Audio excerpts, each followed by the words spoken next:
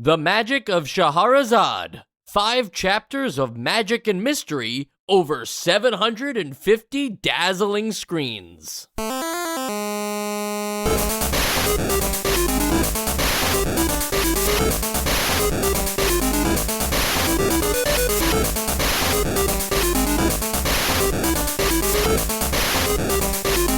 And welcome to Nostalgia, a chronological exploration of every NES game released in North America. I'm Mike. I'm Sean.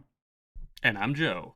And I'm laughing a little bit through the intro there because I've never heard of a video game referring to how many screens of data they have. Like, I just imagine like Super Mario Brothers, you know, they probably have called out the number of levels, but not like the amount of pixels across the game. I'm like trying to imagine like the back flap of a book, trying to rave about how many pages it is, or paragraphs, I guess, if we're gonna get into that with screens. Yeah, paragraphs I think makes more like of a parallel because it's just so pages I can at least be like, hey, here's 500 pages of wonder or whatever. Like, it's kind of weird, but like you're getting so specific. Like, here's 500 TV lengths of whatever they called it. Sean, you just reminded me of the Old Republic's marketing campaign where they were like, yeah, it's like 30,000 page script that like everybody read their lines and everything. And we've been working on this for years. And it's like, sure, like that's really exciting that they recorded all that dialogue, but is it any good? Like, you know what's funny? Is that AI generated art? Yeah, that's actually a pretty common marketing thing of just like, yeah, the script's like 100,000 pages. Like, I remember one of my games that I bring up every week, Disco Elysium, is talked about how many pages that script is. But like the fact that several kinds of games of varying quality can have this talked about, it doesn't really indicate that quality. When I hear the word Scheherazade, I always think about the Tales of the Arabian Nights pinball machine. But that actually came out later. That came out in 1996. But the Tales of the Arabian Nights pinball machine, which is really one of the best pinball machines ever, has you complete various quests from the 1001 Nights, folk book that and the Magic of Scheherazade is one of them. And this is also loosely based on the tale that's featured in the same book. But that book also has like Aladdin and other things in it too. So obviously it's like the Middle Eastern equivalent of like Grimm's fairy tales. Honestly, I didn't know that Scheherazade was a part of it. It was because is it? I mean, I just read this because I don't really know much about any of this lore. But like, isn't it the case that this is like a lot of those stories sort of melded together? Yes, and that's why I said loosely based. Yeah. What are some other fun stories from the Book of Mormon? Whoa. It's the book is called 1001 Nights. And as far as I don't own a copy of the book or whatever, but I believe that is where, as I just said, like Aladdin, the story of Aladdin that Disney adapted is from that book. But if you wanted me to just cheat and go on Wikipedia, it's a very complicated page. But I'm sure that there's a story about a genie. I'm sure that there's a story about like nothing else that I can think of. The 40 Thieves, right? Isn't that the like Aladdin thing as well? Is there a part of Aladdin with 40 Thieves? I'm sorry for getting you off track. No, that's okay. That's the third movie in the Aladdin series, the Aladdin trilogy. In the Disney Aladdin theory, yeah. Yes. Wow, I didn't see that one. The books weren't written like trilogies. Sean, you shouldn't come to a 1001 Nights fight without being prepared. I just liked how Joe called it lore. What's the definition of lore? What's lore? I don't know. When I think about lore, I consider it like stuff that doesn't exist, that hasn't existed for hundreds or thousands of years. So what about like lore that comes from folks? Well, that'd be folklore, but not lore. So that's a type of lore, like, right? There's lore in like Skyrim.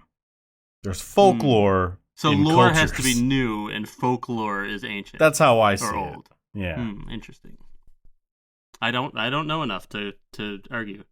The Magic of Scheherazade is a action RPG with some surprising turn-based combat as well. They kind of had an identity crisis where, for the most part, it's an action RPG similar to like Secret of Mana. But then as you're changing screens, sometimes it becomes a Final Fantasy-style turn-based combat game with recruitable party members and also some Chrono Trigger time travel elements. We're going to get all into this. So that was a really poor overview because basically this is a very large game broken up into the 5 chapters that I mentioned on the back of the box. And if you really want to get nitty-gritty, 750 screens. But let's just start with the plot here. You play as whatever you want your name to be. You put your name in, and you have lost the battle. Like, that's how it starts. You've lost, but then you've also lost your memory, and it's unclear why you didn't just get killed if you lost, like why you were spared, but you lost your memory. And now the Princess of Scheherazade has been captured by the evil wizard Sabaron, who is about to summon the demon Gora Gora to, like, destroy humanity. So not sure why the princess needs to be kidnapped in the same process as the demon killing everybody, but who knows what Sabaron has for plans. So that's the plot in a nutshell. It definitely expands a lot. Like I said, there's recruitable party members. There's lots of NPCs and world building to this. The actual layout of the world, rather linear and pretty rigid in the sense of, like, there was definitely not a lot of thought put into the map making. You just kind of go from one town, travel across a bunch of enemy screens, get to another town, learn some new stuff. But, it's enough of, kidnapping princesses. Seen it once, seen it a dozen times. Well, the one thing I don't really understand about the setup here is that, okay, so you've been defeated, and there's this demon that you got to defeat, and the world's at stake, and your girlfriend's at stake, or whatever, but, like, why is there you forgetting everything part of the story? Like, if you forgot everything, why you wouldn't really care about this princess that you don't remember, and maybe somebody would tell you that the world's at stake.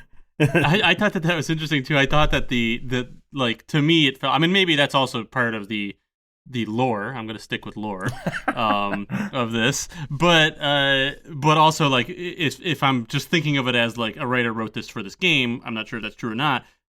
It felt like it was just there for that, like, that moment of, like, do you remember? It's you, like, that twist, that plot twist 5 seconds into the game.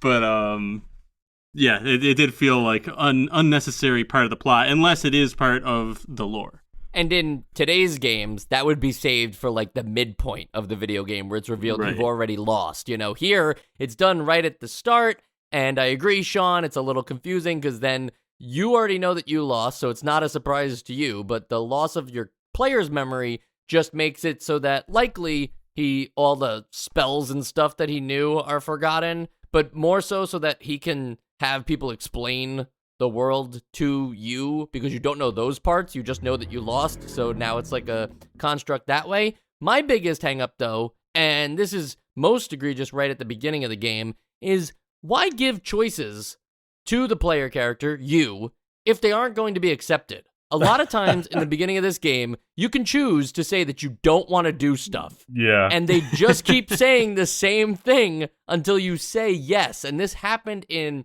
Paper Mario, The 1,000-Year Door, to me as, like, a kid, and I got hung up there, and I'm sure it happens in many other games, but it just feels so silly to give the option. Yeah, it specifically happens a lot in Japanese games. For some reason, there's this trope in JRPGs or just story-based Japanese games where you have to be given, like, the choice to do what the game is about. Like, let alone that, you putting the cartridge or disc in your system and and deciding to interact with the controller is you giving your consent for the game to happen to you. I feel like this is just, like, part of that hero's journey, the Japanese version, where it's just like, well, do you accept? And you have to accept the call to action. Yeah. And I always found it funny. Like, I'll always say no just to see what happens. And some games will make you, like, replay the entire intro if you do. But it was funny to see it here. Yeah, I mean, I guess I'd say it's if for anything, I mean, I agree, but I guess they're doing it for immersion, hoping that you'll pick the like correct choice, and then just always wonder what would have happened if you said no. Like I know some games, like more like not recent, but more recent than this. Like I remember Final Fantasy VIII had a few times where that happened, but then it also had a lot of times where your choices did. I mean, not matter significantly to the story, but like change like what you were gonna do next. So sometimes you're like, oh, I don't know, maybe I shouldn't mess around and just say no just to be funny here because maybe it actually will change something. It doesn't feel like this game ever did this. It was just like right off the bat, yes, no. It's like, haha, funny you're joke. You're not far into the game anyways, so you can just restart if it does anything they crazy. do it twice in a row. Yeah. And then following up on choices that seem like you have some agency over them, but then don't really matter in the long run, is choosing which class you want to be. You can actually choose between the fighter, the magician, or the saint, and that seems like it would carry some weight to it. I didn't actually think that we were going to see something like this before Final Fantasy, which is coming later this year. But so say you choose to be the fighter, and you're like, all right, I'm the fighter. Yeah, you are the fighter at the start of the game, but later on, you'll be able to switch classes. In fact, you need to switch classes at certain point in this game to complete certain missions. So missions, I guess, is what we're going to call them. But side quests. To progress in the plot, you have to change your class. So it's not quite something that you have to like really think long and hard about. Yeah, there's still enough changed, and I think that happens late enough in the game where it does have an effect on your playstyle. Like I think if you're a fighter, your sword is longer, right? Isn't the swing a bit wider?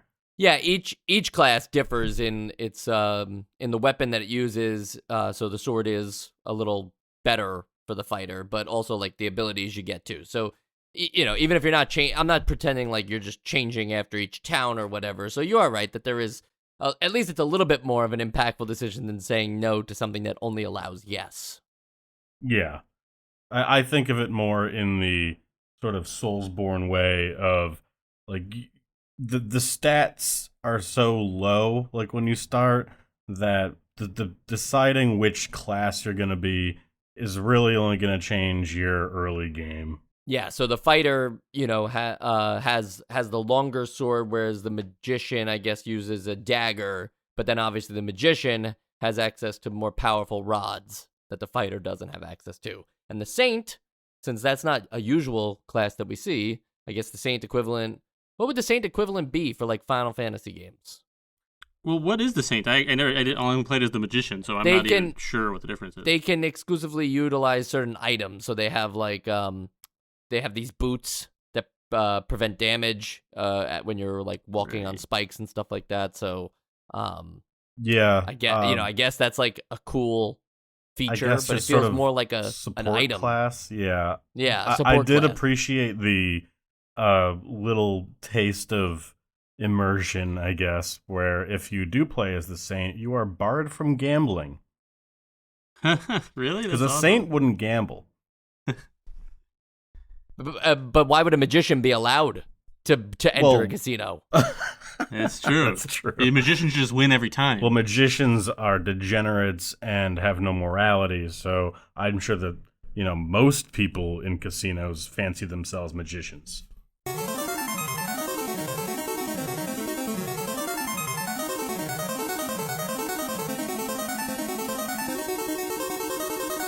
And this is an RPG where there are levels. They're represented as chapters, which is great for the 1001 Nights theme going around here. But they are pretty linear experiences where it's very defined onto what you have to do, and then once you clear that chapter, it's not like you get to go back to any of that stuff or revisit it in like a chapter select thing.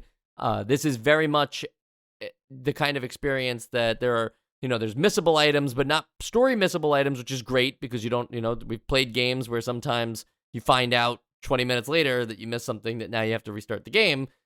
This is just more like, it's not the open, expansive world like Dragon Warrior or Final Fantasy will be. Yeah, and I think that works for a game like this where it sort of branches out and then it'll branch back in before the next chapter, so that it's just like a bunch of mini worlds. So you still get this idea that you have the freedom to go whatever town in each world. So it's not like you're always going to the right, like in a side scroller or something, but they're able to guide you with a bit more heavy of a hand.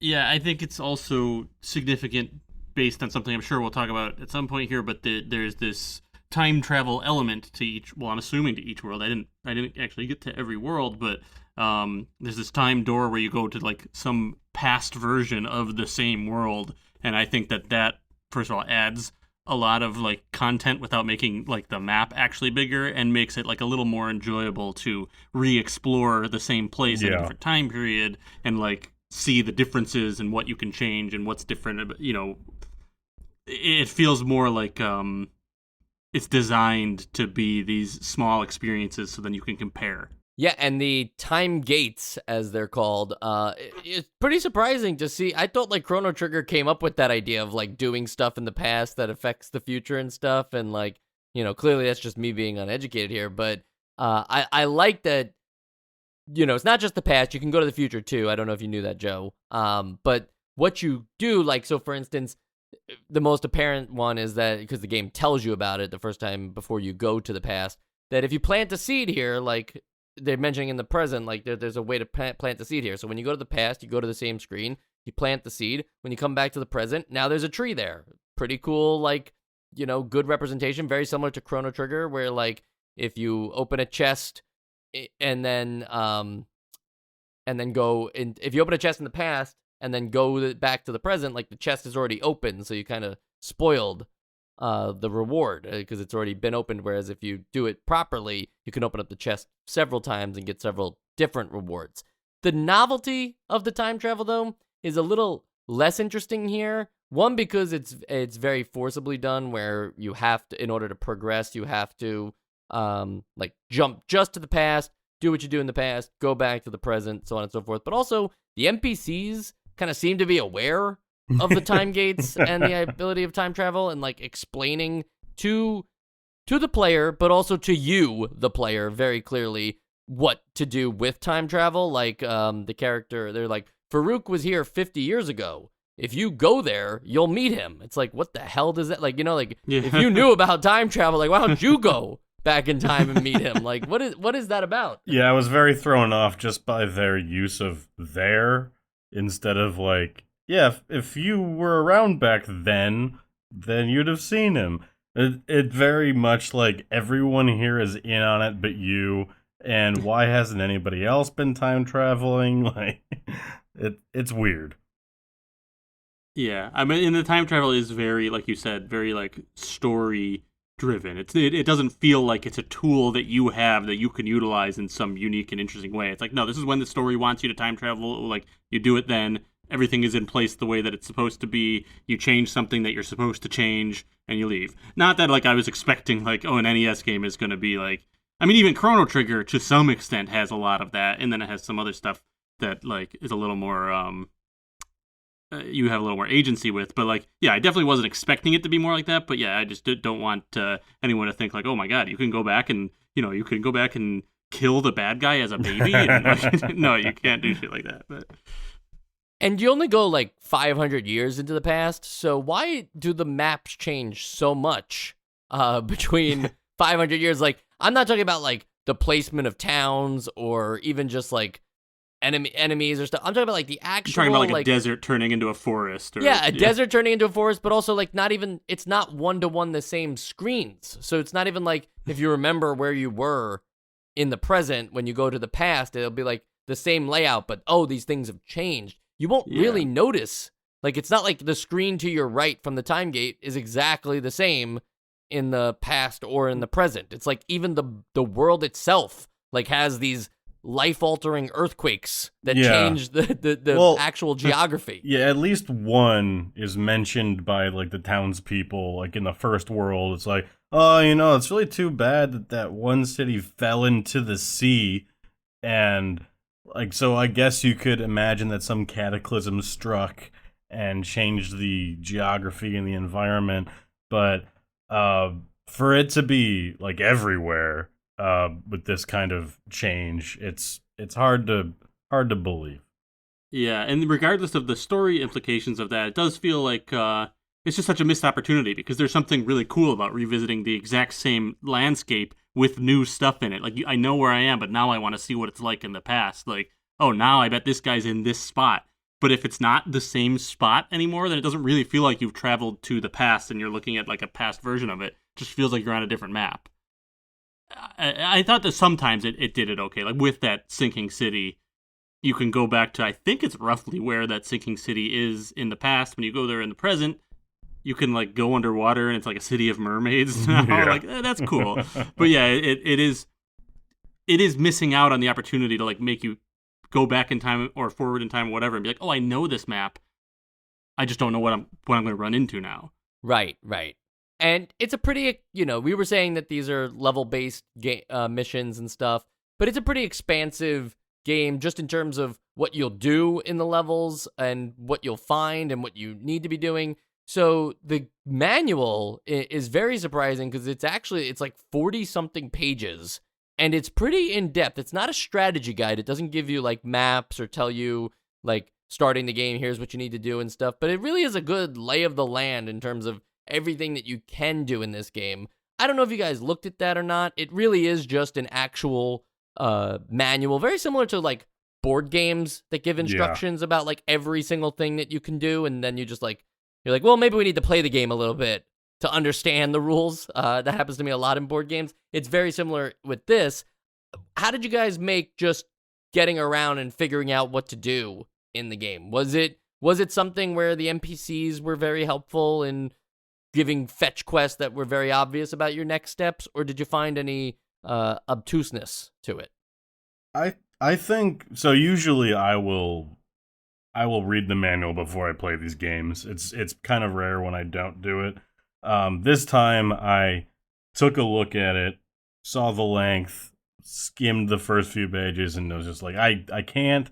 I'm just gonna play the game, and it actually turned out to be pretty easy. Not like easy at like the most extreme cases, but unlike a lot of games that we played, this one kind of holds your hand to some extent, and like you can just figure out what a lot of the mechanics of this game are just by playing it.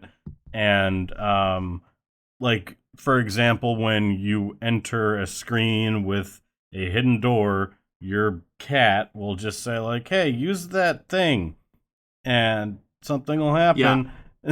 And so you do, and it does. So it's not as obscure as I was expecting without any manual knowledge.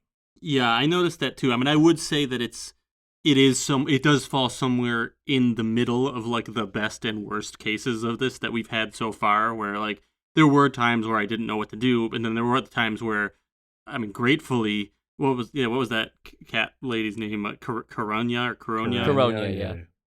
She would like, when you go somewhere, she kind of like says, talk to the townspeople. Like she says like what you're supposed to do in that spot, or like use your there's like a reveal spell. I don't remember what it is, but like use that here. I bet something's here. And it's like, it felt like a solution to that whole thing of like, oh, there's like a random spot that we would never guess that you have to do one specific thing to open up a door. Like, it felt like a solution to that, but also I noticed that if you let her as your companion die in battle, then you don't get those hints anymore. Oh. So that kind of felt like a cool, Yeah. like, it made her more than just like either a tutorial person or a companion that just fights in battles with you. Like, it made it like, oh, she's living and breathing in this world, and like, hey, if she dies in a battle, she's not going to do the tutorial thing for you. That's pretty so cool. I actually like, didn't know that. Yeah, and it both like gave you a little bit of agency, but also like agency to decide when you want your hand to be held, or like decide how important that is to you when like deciding when to use her or protect her. I do think that having the like, hey, there's a hidden thing here, better use that spell for finding hidden things, or when you're like passing through the gates of a town, like, oh, you better talk to the townspeople here. I mean, I think that is going a little too far in the hand-holdiness, but I do appreciate that there is an effect to letting her die, and it's not like a game over. I mean, I think, from my opinion, would probably meet you in the middle there, where like I think that saying, "Hey, this screen used that magic that'll show you the secret passageway," completely defeats the purpose of having a secret passageway, because you might as well just have it there if you're just going to tell them how to do it immediately when you get on that screen. But I do like the hey, talk to the townspeople. Like, then you're like, oh, okay, that's how I figure out where to go next. You still got to talk to the town people and interpret their cryptic words to figure out where to go next.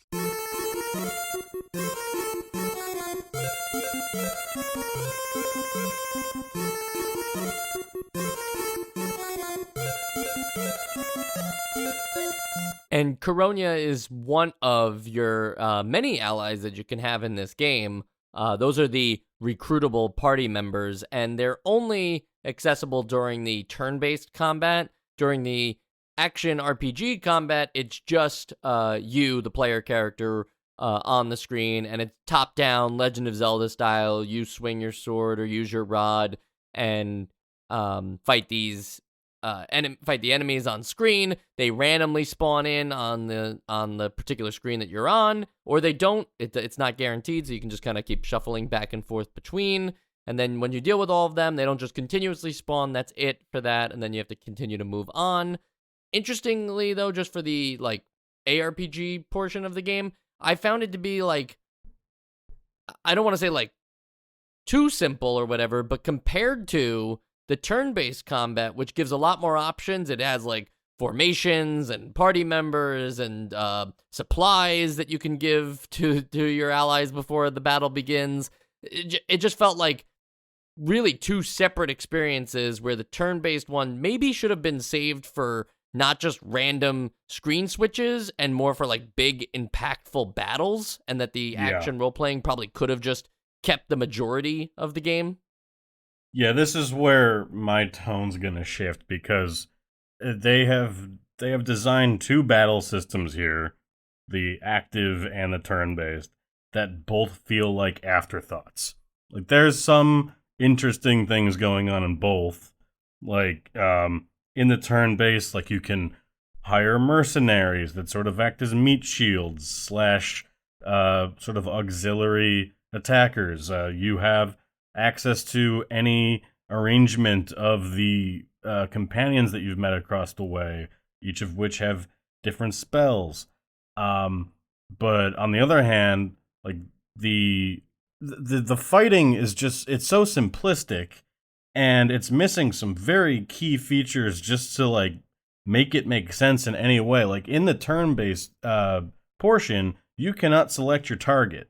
Like, it either the spell hits everyone, or it hits one person, and then the next attack is going to hit the next person in line, so that you'll end up just very lightly spreading around some damage. And there are enemies here that will multiply if you let them live, so it just becomes like a headache dealing with these things.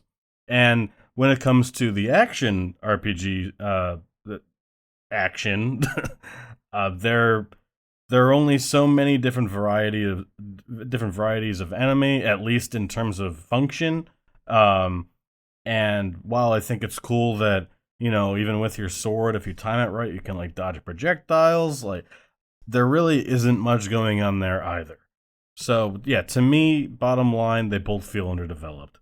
Yeah, I mean, I felt almost exactly the same way. The what you were just saying about the turn-based lacking the option to choose your enemy just felt like a crazy oversight to me. I mean, it felt completely like unfinished in that sense. And then for the action part, to me, what really got me was which I think the action part was a little better developed than the turn-based, but the fact that there's no knockback whatsoever really was bothering me. Like enemies will come up to you and just like they're just doing like damage per second as they're touching you, and like it sounds like it would be easy to get away, but there's like a lot of times where I'm like, I would like to just get a little feedback that I've been hit, and then like turn around and like run or whatever. Like even Legend of Zelda is doing that.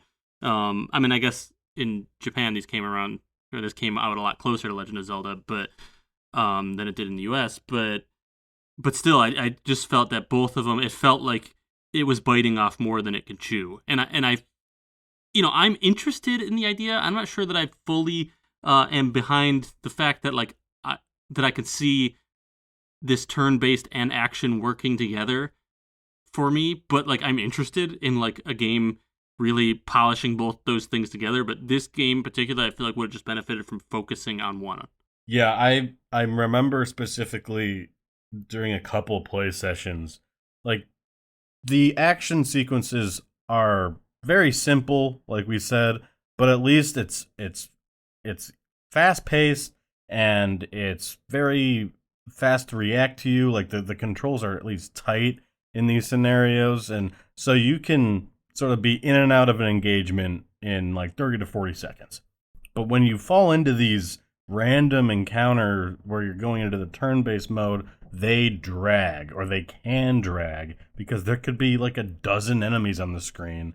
And I think that there's in the beginning of the game, you can select slow, medium, and fast, and I don't know if that affects the text generation or if it's just the speed of the game in general. But you have to wait for each prompt to populate and then despawn, and then the next turn starts, and it could be a very simple fight where you're just hitting attack over and over and over, but it can take forever. And there were several times where I was playing this game where when I just got into a random battle, it just ended my session because I did not feel like dealing with it. Right. Yeah. The text speed is what the slow, normal, and fast is, just so you know. It's not about the game runs faster. Yeah, anything. I figured that. Fidelity mode and performance mode. Right. But I don't want to harp on the turn-based thing, but the other thing that I have to mention too is just the way the information is presented on the screen is so not fun. It's like your enemies are all just in a line at the top of the screen, and if there's a bunch of them, it gets a little cluttered, and then you and your party are crammed into the right side of the screen, so you're not even across from the enemies, and then the text is taking up that corner between you and all of the information as far as your health and your magic and your bread and your I forget what the other thing's called that you shuma or something like that, or mushroom. Yeah. The mushroom. And any you can hire mercenaries, you get them too. It's all crammed into it almost it gives me the vibe of I'm looking at a spreadsheet of information or something. It's all just kind of clustered in one corner. It's just counterintuitive. Even I feel even back then when you're when you might say well, there's not really a precedent for it, but there's precedent for a person facing off against another person, and they're not kitty cornered to each other. They're not it's a right angle to each other. I don't know. Maybe that's a nitpick, but it just looked weird to me, and it just made it. I mean, I guess it drew even more attention to the fact that I'm not picking who I'm attacking because I have no idea who I'm facing anyways. At least I could see if I'm across from it. If you're no, each character can only attack the person they're directly across from. Not ideal, but at least it makes some sense. This, I'm just okay, I guess I just select and he's going to attack one of these guys. Mm-hmm. The switch, too, between turn-based and real-time, the interesting thing there is that the whole, game is different in the sense that in the real-time battles, it's only ever just you, and it's kind of weird to think that, Coronia, or later on, there's a genie, there's a flying monkey, there's all sorts of different allies that you can get, but they're never there to help you other than in the turn-based sections, which seems a little strange. But then there's also magic that you can only use in the turn-based sections, or the functions of the bread and the mushroom that we were talking about. Those are just items that automatically get used. You don't have to use them. So if you have bread on you, when your HP finally is at 0 and you should be dead, you'll eat the bread and recover 50 health points. And I just wonder what does 0 health points mean to this game? Why would you be able to eat bread and suddenly recover? What's in that bread? Yeah, I mean that's a part of management. You should have to use the bread when you see that you're getting low. Otherwise there's no strategy to it. It's just an extension of your health bar. Yeah, and just, the combined magic and stuff like that, formations, it just feels like there's a lot going into the turn-based thing that I think it surprised a person at first. Like, it definitely surprised me how, like, prevalent the turn-based combat was. I thought it was supposed to be some, like, neat little, like, every now and again, it just switches to turn-based combat and it's a bigger fight. But then, like, I entered a cave and it just became, like, non-stop down in the caves, like, turn-based combat. And I just wasn't prepared for that. The game, obviously, like, it's an RPG. You gain experience points, both in turn-based combat and in real-time combat. But it has a level cap, too, so that you can't gain, like, more than 5 levels per chapter. So this way you're not, like, super strong or whatever, which I kind of admire, but not when, like, it's pretty much required to make sure you get all 5 levels before you move on because you don't want to be under-leveled. Yeah, I guess I didn't exactly notice that there was that cap, but it almost seems, I don't know, that this game does hold your hand and it does impose a lot of restrictions on you. I guess I wasn't expecting it to actually restrict its own systems. I was watching some people play the game and, like, they are just gaming the economy, so it's not like they've completely, like, solved it. But yeah, I guess I just wasn't expecting there to be a level cap too. Well, so about that level cap though, is it sounds like from what you're saying, Mike, that it's not in level 1 you can, in world 1 you can get to level 5, and in world 2 you can only get to level 10. It's like if you leave world 1 at level 2, then in world 2 you can only get to level 7. You know, like you can only get 5 per world. I didn't test that, but my understanding is the first option, Joe, that, like, if you somehow finished on just level 2 in chapter 1, when you get to chapter 2, you can get all the way up to 10, but not 11. Okay, well that's not as bad then, because then you don't have to worry about locking. You know, like, I can grind later if I need to. Yeah, but I'm just as in, like, you know, it's the turn-based combat in particular, because you can't choose which enemies you're fighting, and your allies are computer controlled, so they're not. Are they computer controlled? I can't remember now. No, you control them. Okay. In the turn bit, yeah. Right. So yeah, you can do it. You know, there's just something about if you're not properly leveled for it. It's like, you know, depending on how many turn-based battles you run into, which again are random and stuff like that, on top of the action combat, which is sharing the same health bar and everything, it's a lot, you know? You kind of do want to make sure, even though they're trying to not encourage grinding, you kind of do want to make sure that you have all 5 levels before you move on. Yeah, I mean, I always go back and forth on that kind of thing where I like that I kind of like things like that sometimes because it gives you a reason not to grind further than that. It's like, it gives you a reason. In this game, it probably doesn't apply because it's like the turn-based combat, like we've been saying, isn't particularly like something you're seeking out because you really want to play the turn-based combat. But like, it gives you enough incentive to do to partake in a bunch of battles without making you feel like, well, I should just keep going because I might as well get more powerful. Like, it gives you also incentive to stop and continue with the rest of the game. I like that idea in a lot of other games. Chrono Cross being an example where it's like after a boss battle, you kind of get like 5 level ups that come relatively quickly. It was basically like 5 battles or less. And then it's like, okay, so I can grind for the amount of time that's like to level up, and then I can move on and not worry about like random encounters and stuff like that. Doesn't work as well here because the game's not designed around it like Chrono Cross is.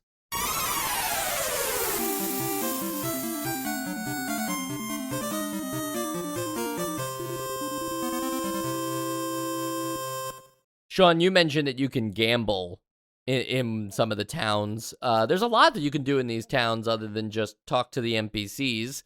In the past, but not the present for some reason, there are universities that you can go to and learn, take courses, and some require you to even answer, like, you know, your understanding, take a test. But for the most part, there are other ones that's just like probably more useful ones too, that you select a course, and then at the end they're just like, great, here's a powerful item, you know? Yeah. And it's like, okay, thanks. Here's for a that. scimitar. Why didn't I have to take a test for that? Yeah, the funniest one is like you'll take a test in Cygnus, and Cygnus is just an arrangement. I guess it's a formation for when you're fighting a specific group of enemies, and why that's a thing I don't know. But regardless, after you take that class, it will then give you a final exam.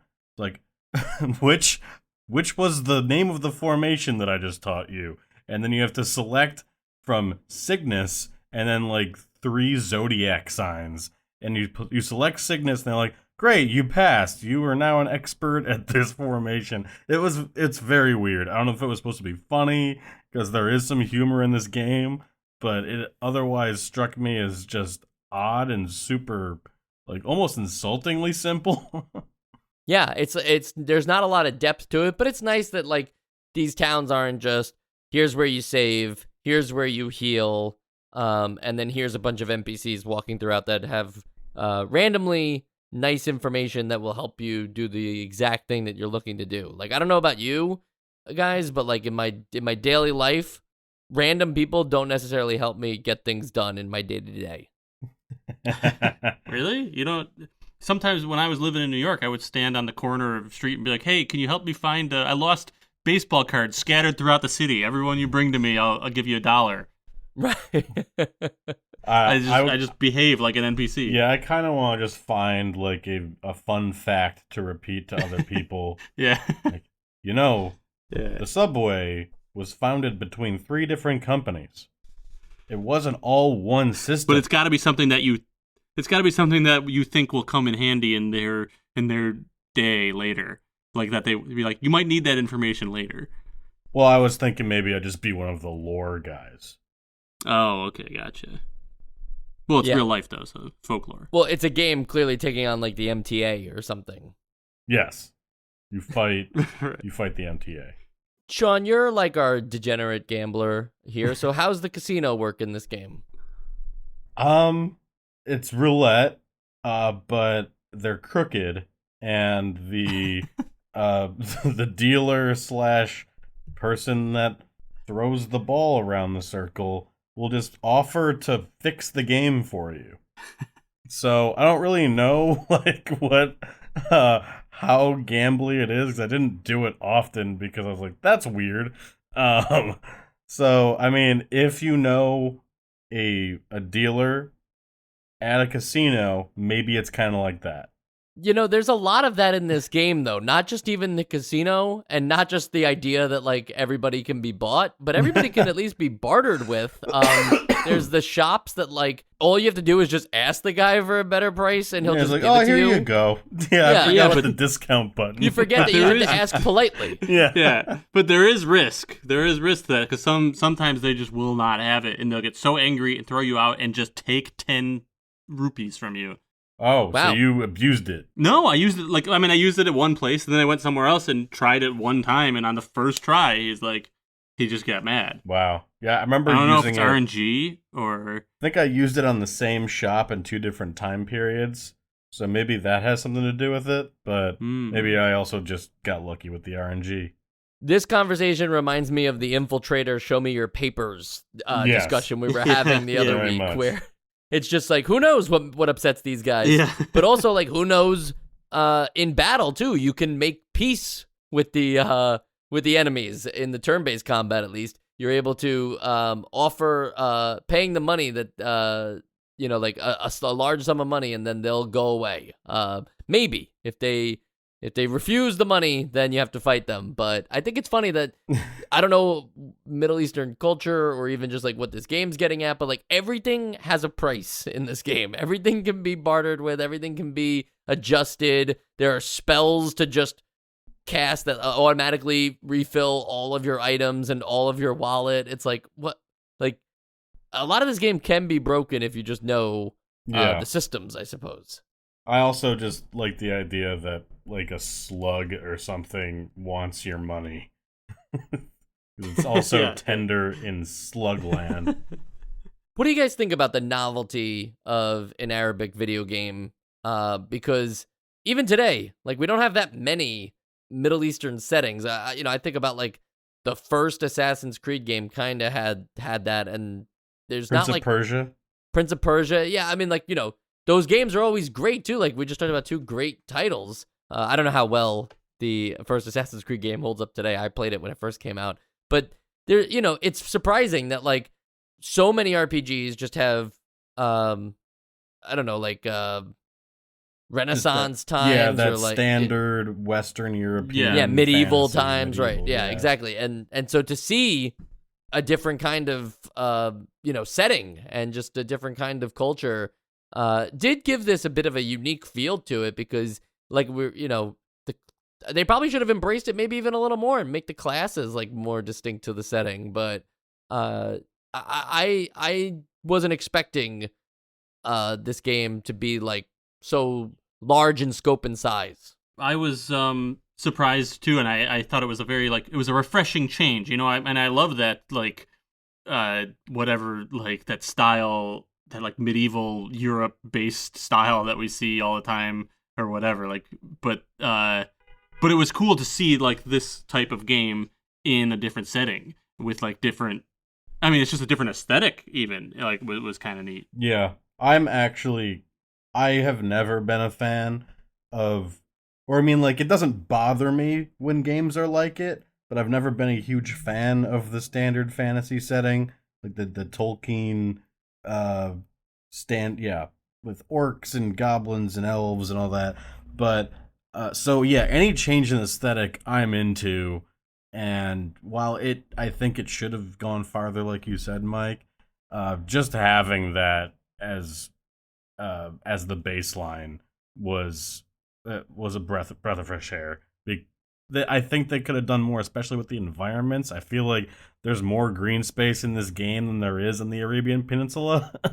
But yeah, I agree. There's a lot of oak trees in the desert. Yeah. I noticed. And we only did like the surface level plot and everything like that, but do you guys have any thoughts on how the game evolved chapter over chapter? I'm not interested in how far you got or anything, but just wondering, like, is there a feeling of progression that is expected in RPG games? You're supposed to be, by the end of these games, an uber strong, like, casting ridiculous magic spells and having a large party. Like, is that experience found here?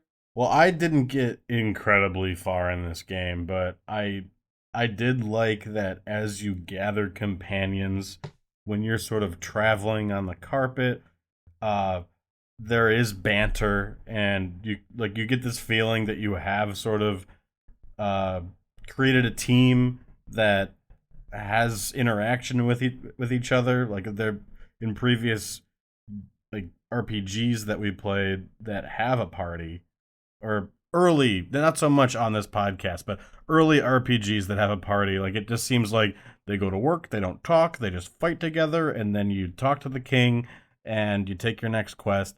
Whereas in this, it seemed like a group of people that were like teammates and actually had interpersonal relationships. So that was interesting to see. It was pretty much, for me at least, I only saw that when you're traveling between worlds, but it was cool to see regardless. Yeah, well, and also to build on it too, even though you don't see it other than traveling between worlds, most of the companions that you're getting are like, you're getting through they're part of the story before you get them in some small way, so they feel a little more like real. Yeah.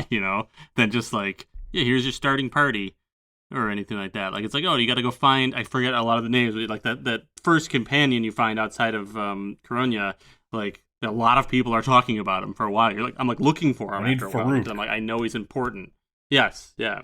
And then there's the girl, but I think in the mermaid town, where you just get like a hint right outside the door where you find her.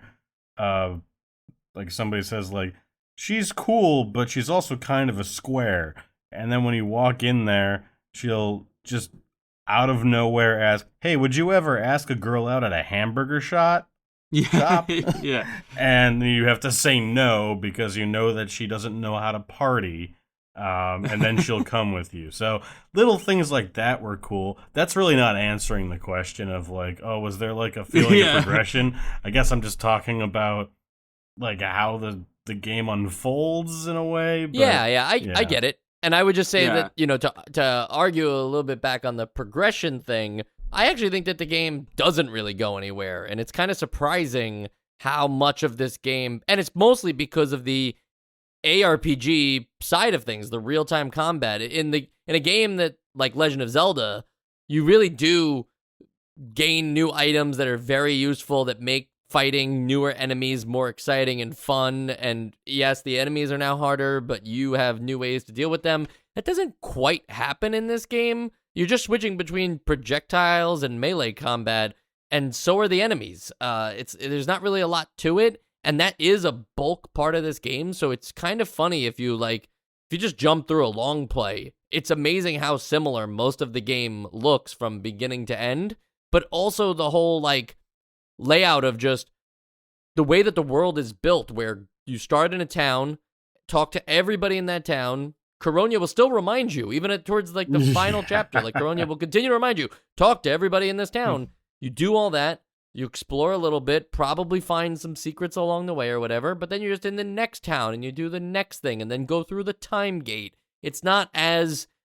They built a lot of systems in this game, and I know this feels more like my vote, but I guess I'm just saying, it never really evolved past what you experience in not necessarily just the first chapter, but maybe in the first hour of your game. Yeah.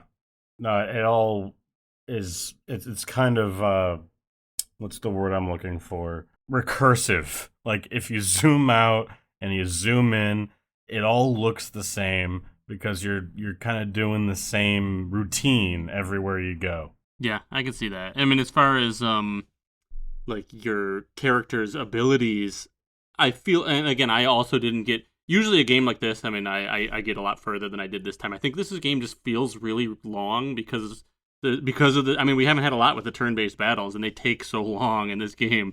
I know a full playthrough, like a perfect playthrough is almost 5 hours on YouTube. So just saying, I didn't get as far as I'm gonna be done. I got the third chapter, but I was feeling like my abilities were evolving somewhat, a noticeable amount. Even the rod, I don't remember getting these upgrades, but I feel like the rod became fireball instead at some point, and then it became starlight or something. I'm getting this totally wrong, but I kept looking at my inventory and be oh, the rod has been replaced with this other thing that apparently is more powerful. They kind of sneak and the them spells in there. you get, the spells you get do I know later on there's one that's a dragon spell or something, and it the whole screen flashes with fire and ice, and it tries to give you that oh, you're getting more powerful feel at least. Yeah, and I think that's mostly done in the turn-based combat where, most of your options fill out. You have a lot of magic choices, the formation stuff, things that we can't really break down in this podcast, but it is funny how the turn-based thing, the thing that happens randomly and not on not predetermined, is the thing that grows, but the real-time combat is the thing that kind of the sprite changes and it does more damage and stuff, but the actual experience of it, me personally, I didn't feel like it was evolving. No.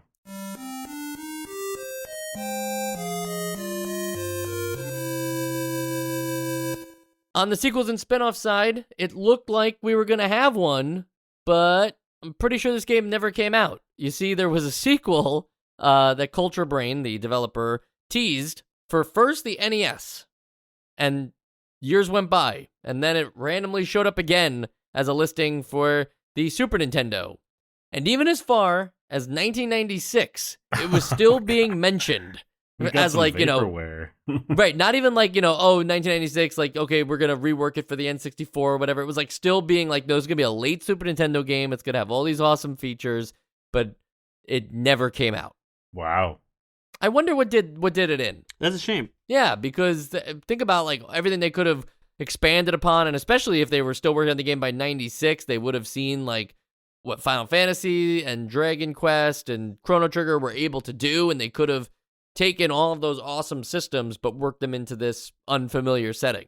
Well, maybe that's what happened. They saw what those games could do, and they saw what they were working on, and they were like, oh, well...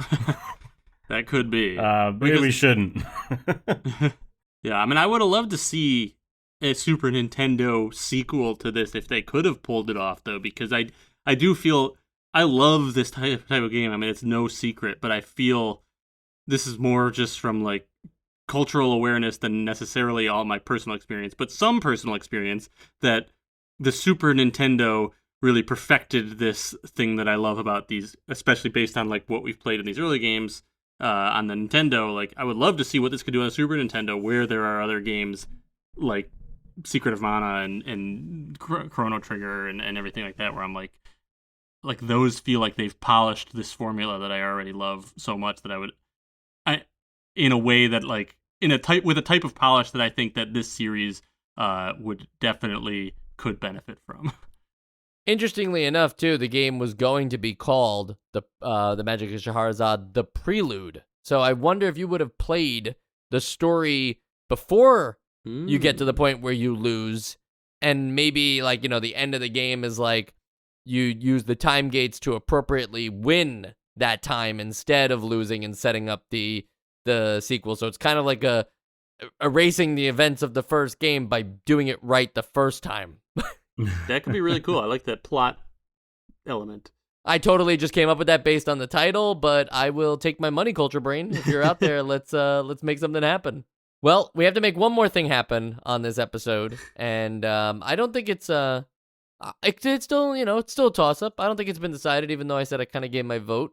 But what we are voting on is something we call the Essential Games List. So I was talking mostly about the progression, but I do want to say, in regards to the whole game, it's another one of those games that's very impressive for all of the things that it offers.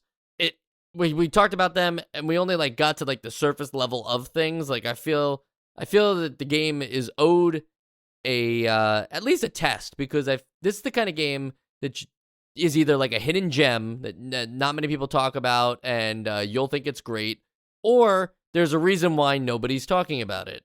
And the Magic of Scheherazade was definitely not a game I have heard much about, but when I was playing it at first, I was kind of like blown away, and I was taping up notes for the episode, and I was like, yeah, you get to, you know, choose your class, and you have recruitable party members, and you can travel through time, and there's 2 different types of combat.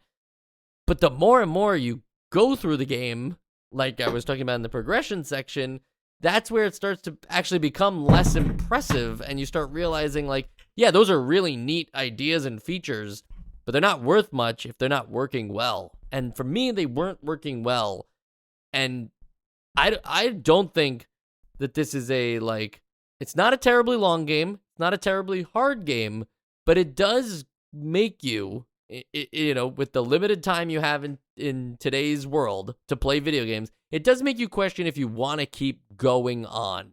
And that's not something that I like to experience in games. I don't like to experience the, you know, start, stop that comes with a game like the Magic of Scheherazade, not because of it changing systems, but just because it really started to get stale the longer I realized that this was the game, and that the world wasn't going to get more interesting, and that the combat wasn't going to become more exciting or change up, you know, very much.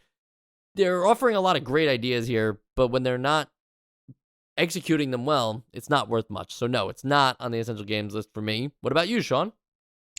Yeah, I like you said, this is very similar to Infiltrator in that they're giving you a lot to play with, but there's a problem with how much those things are developed. And I think that this is actually a pretty well polished game in terms of just a cosmetic and game feel sense. It obviously had a lot of thought put into it in a lot of senses, but there just isn't enough complexity in the things that are supposed to be complex, and there isn't enough change. Like, there isn't enough to build off of to make the systems that it's introduced still interesting 5 hours into the game. You'll pretty much master this game after that amount of time, at least mechanically. That said, like, the aesthetic is super cool. The music is pretty good and different from what we're used to hearing with that Middle Eastern twang. There's a lot aesthetically that I like, but there's a lot systems-wise that I don't. And I think that there's not enough here to recommend it be put on the Essential Games list, but if it sounds curious enough for you to try it, then by all means go ahead. You're not wasting your time. You're just, kind of wasting your time. Joe, what about you? I'll definitely throw out the term hidden gem. I think that this was a very fun but very flawed experience. Like that, I think that's the best way that I could put it. Like it does a lot right, but I think that what it boils down to me is that it's a jack of all trades, master of none, and that master of none part really stands out to me because for everything it does that's cool, and for every system that's in it, it leaves something to be desired. I mean, the turn-based, you can't choose the enemy, a very, very simple thing that we've taken for granted in every other game, that you select the enemy you're going to attack, isn't there. There's not a lot of feedback in the action RPG part. It feels like at the time of developing this on the NES, they bit off more than they could chew, and that shows. That being said, I mean, if you're like me and you like this style of game a lot, I say it's a play it. It's not essential. I mean, I think that there's already so many other games like this that don't have those flaws that keep it off the essential games list for me. But fun time. So it's not on the essential games list, and that's fine, right? No one's gonna send us angry mail about that because we have other games that are on the essential games list, like just a couple episodes ago, Double Dragon 2: The Revenge. And really, they're very similar games, so you could understand why we would not be able to put both of them on the essential games list. Right. They both leave something to be desired. Yes, according to Joe at least, who did not vote Double Dragon 2 or Double Dragon 1 essential, but maybe Double Dragon 3. I think I did vote Double Dragon 1, but I tried to take it off. Oh, right? Okay. So I just, now I'm just slandering your opinion. Yeah, Double wow. Dragon. More slander. Yes. Next week, we're all going to learn how to play piano. Even you, the listener, I'd suggest just hire a tutor or something, play piano at your local community center. Do whatever it takes, because we're gonna be playing the Miracle Piano Teaching System, which is something I never thought we'd have to do for an NES podcast. But I'm down to learn the piano. Do you guys have a keyboard or have any kind of keyboards in your life? I mean, yeah, none of them interface with the NES. So I hope you're providing the piano, Mike. Yeah, well, just break on over to the other side. I have no keyboard, so I don't know what I'm going to do. I might have to pull a aerobics or whatever it was that I did with that dance pad where I was on a blanket. Yeah, use Maybe the blanket piano. I'll have to draw keys on a piece of paper or something and then just make the notes with my mouth as I'm hitting them. Interestingly, the Miracle Piano Teaching System, which we will get into more next week, to the best of my knowledge, cannot be emulated either. So you can't just even if you had the keyboard, I don't think that there's an emulator that's capable of registering that you pressed the right key. It requires an NES hookup. Wow. Good luck to us. So that'll be, if we don't do it, that'll be the end of the podcast. And thanks so much for joining us for the last 4 years. 5 years? Has it been 5 years? Something like that. Man, we passed our 5-year anniversary, but we can't celebrate everything. We celebrate all the time. We're celebrating this episode. Guys, can you believe it? It's our 261st episode extravaganza. Wow. Well, you know the numerology behind 261. Yeah. Yeah, of course. There's no need to explain it. Yeah, we all know.